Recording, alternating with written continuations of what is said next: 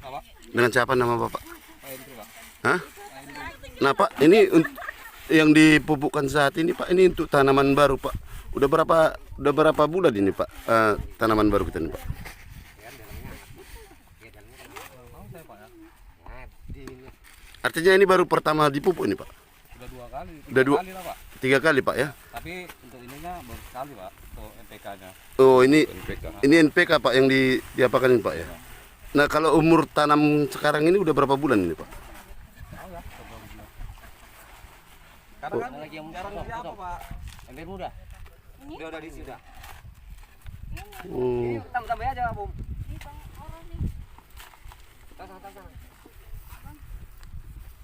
Rontok mananya? Ayo, Pak. Ini embernya.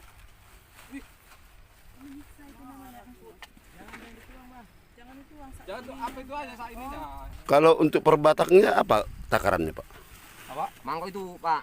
Oh mangkok yang hijau ini. Iya. Kalau perbataknya berapa mangkok dia itu? Setengah kilo lah nih, Pak, takernya, Pak. Setengah kilo. Iya. Satu Pokok. satu mangkok itu setengah kilo. Kalau penuh 1 kilo. Ini setengah lah sama mangkok ini. Nggak nyampe satu mangkok. Ya, setengah kilo. Kalau cara pemupukannya bagaimana Pak? Oh gitu. Oh. Oh. Begitu dia ya, bulat ya. Oh, nggak pakai jarak dia sama tanaman barunya itu Pak? Pakai juga lah ya. Itulah jaraknya.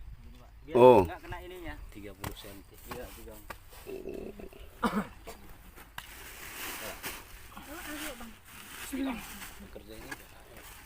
Oh jadi BHL semua orang Bapak? Iya, Pak. BHL atau outsourcing? Banyak kali Pak istilah di BHL lah, BHL kan. BHL ya. Oh. Kalau BHL itu berapa hariannya Pak? 50.000. Oh. Dari jam berapa ke berapa jam kerja itu Pak? Naikkan ini. Dari jam 7 ke jam 12. Dari jam 7 ke jam 12. Wah ini udah jam 1 Pak. Ini apa? Belum siap mancanya? Lembur apa? Kalian ngabiskan ini udah tinggalin aja sampai situ. Oh gitu. Iya, biasanya jam 12. Oh. Ini karena mupuk sampai habis pupuk lah nggak boleh ditinggal-tinggal. Hmm. Kalau biasanya ya sampai jam berapa? Diputar ya, Di sini.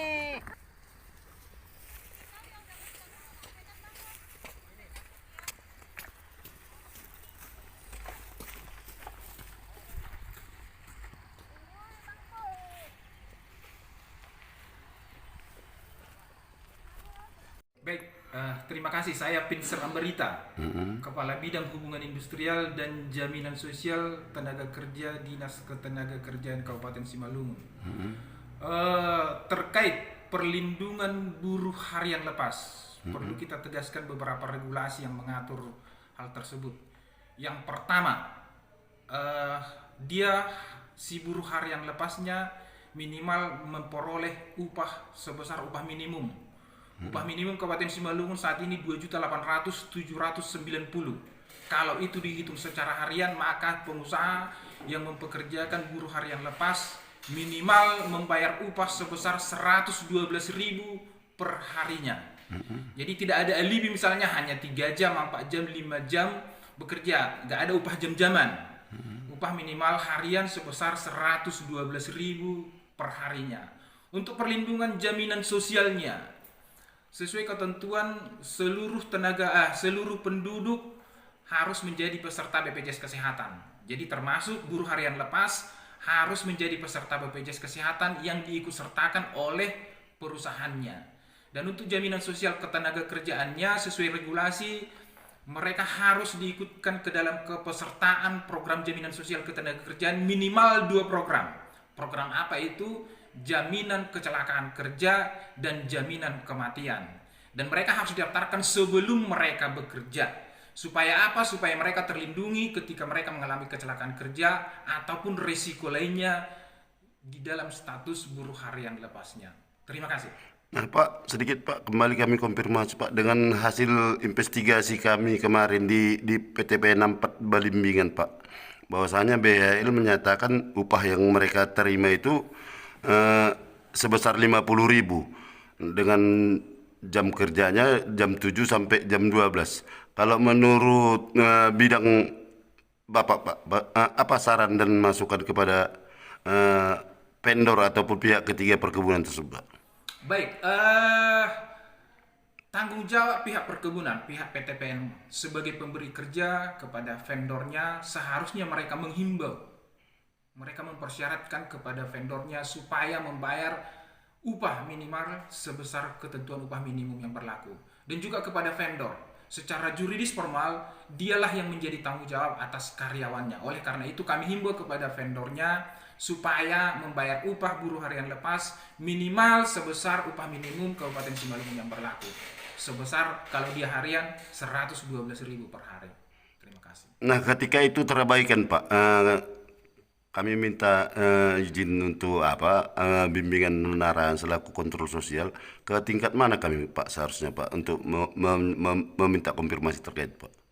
Untuk pelanggaran normatifnya, pelanggaran normatif lah itu kan karena upah dengan jam sosteknya sesuai ketentuan Undang-Undang Nomor 3 2014 tentang pemerintahan daerah, ada namanya pengawas ketenagakerjaan yang menjadi kewenangan pemerintah provinsi.